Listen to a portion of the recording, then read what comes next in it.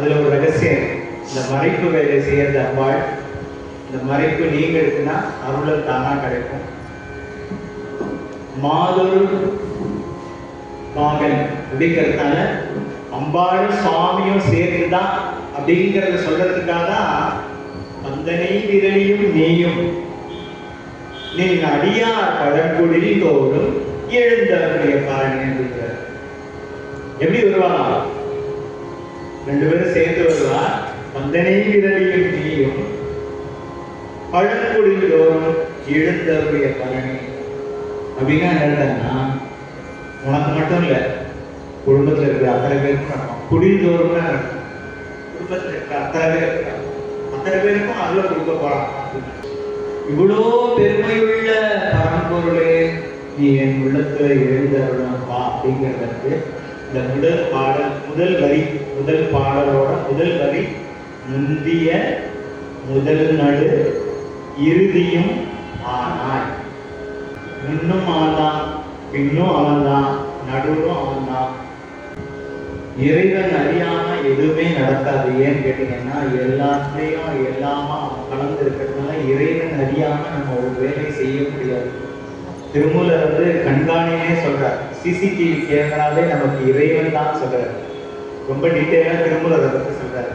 கண்காணி இல்லைன்னு தப்பு செய்யாதடா, உனக்கு பின்னாடி ஒரு கண்காணி இருக்காண்டா, அவனையே பார்த்துட்டு இருக்காண்டா அப்படின்னு சொல்றாரு. அப்ப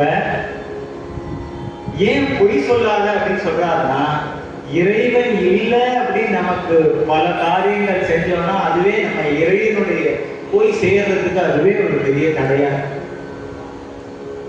எல்லாத்தையும் அவன்கிட்ட சொல்லிட்டே செய்யணும். ஏன் செய்ய ஒரு நம்மளே சொன்ன மாதிரி ஒரு நம்மளோட வாழ்க்கை அப்படின்னு கேட்டீங்கன்னா இறைவன் எழுதி வச்ச ஒரு நாவல் மாதிரி தான் நம்ம வாழ்க்கை. முன்னாடி எழுதி வச்சுட்டான். அதனால நமக்கு அந்த அவனுக்கு தெரியும் அந்த நாவலோட முடிவு என்னன்னு சொல்லிட்டு. ஆனா நமக்கு தெரியாது. இந்த நாவலோட முதல் பக்கம் என்ன, நடுப்பக்கம் என்ன, கடைசி முதல் பக்கம் தெரிஞ்சிச்சு,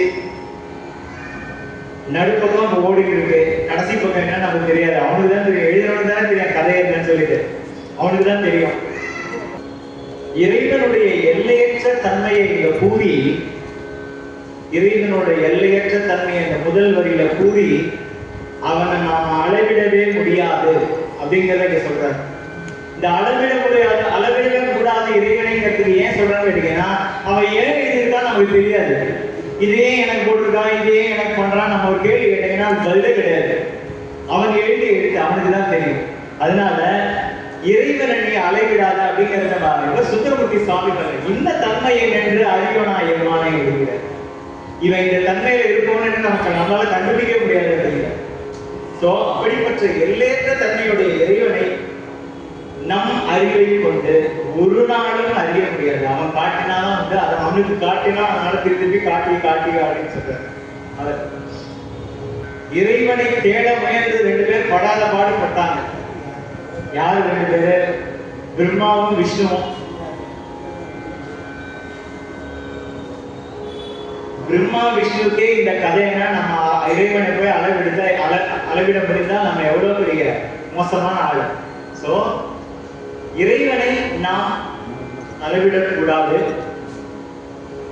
அளக்க முடியாது. அவனை இப்படிப்பட்ட ஆளுன்னு நம்மளால நிர்ணயம் பண்ணவே முடியாது. அந்த வேலையை செய்யாத அப்படிங்கிறத ஒரே வார்த்தையில சொல்லிட்டார். பல வேதம் சாஸ்திரம் இதெல்லாம் படிச்சவாளுக்கெல்லாம் கிடைக்காத ஒரு கண்ணப்பனுக்கு ஏன் தெரியுமா கிடைச்சது? அவன் வச்சிருந்த ஒரே ஒரு ஃபார்முலா, அன்புங்கிற ஒரே ஃபார்முலா.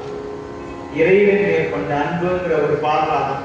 அந்த ஆகமமும் வேலை செய்யல, சைவமும் வேலை செய்யல, உன்னோட சாப்பாட்டு சைவமும் வேலை செய்யல.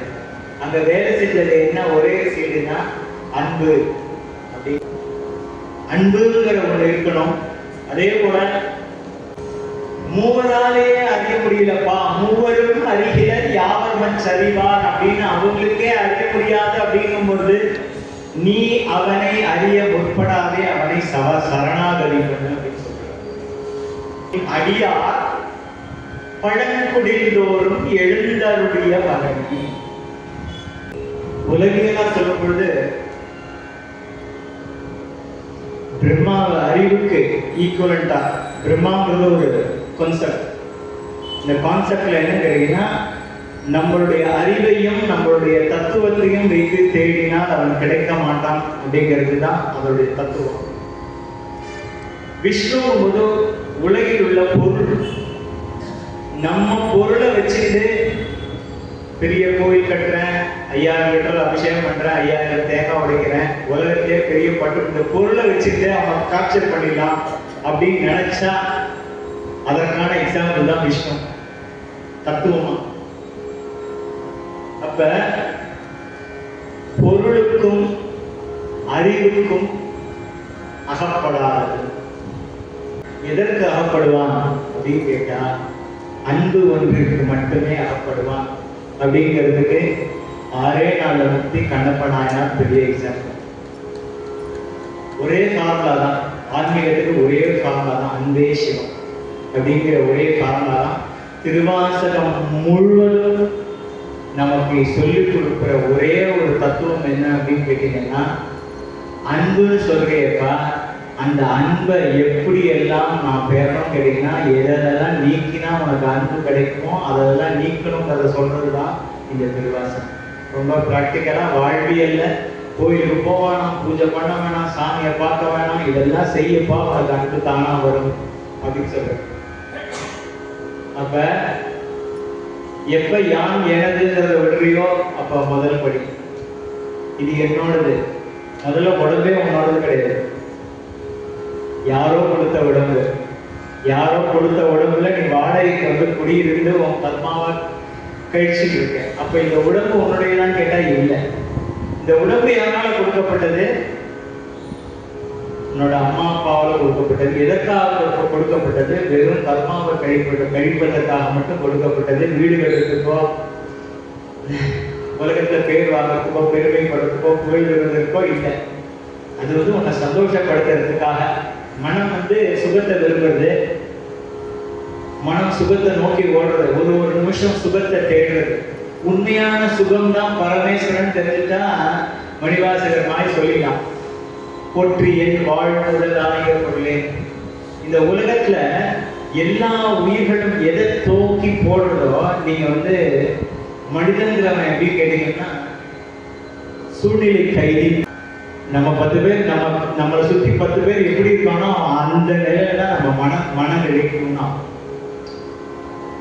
சூழ்நிலை கைதி தான்.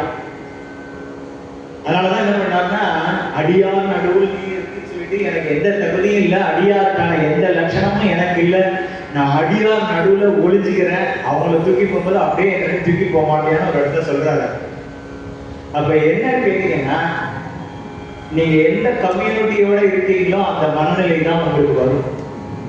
மனம் எப்போதுமே என்னன்னு கேட்டீங்கன்னா, சாந்ததன் கண்டமம் ஆன்மான்னு சொல்ற மாதிரி சூழ்நிலை கைதி மனம். எந்த சூழ்நிலையில 10 பேர் வீடு வாங்கினா அவனுக்கு வீடு வாங்கணும்னு தோணும், 10 பேர் கார் வாங்கினா என்ன கார் நல்லா இருக்கு, நம்மளும் ஒரு கார் வாங்கணும், அப்பதான் சொசைட்டி நம்மளுக்கு மரியாதை அப்படின்னு தோணும். அப்ப இந்த சூழ்நிலையை உருவாக்குறது மாயை, இதுதான் மறைத்தல்.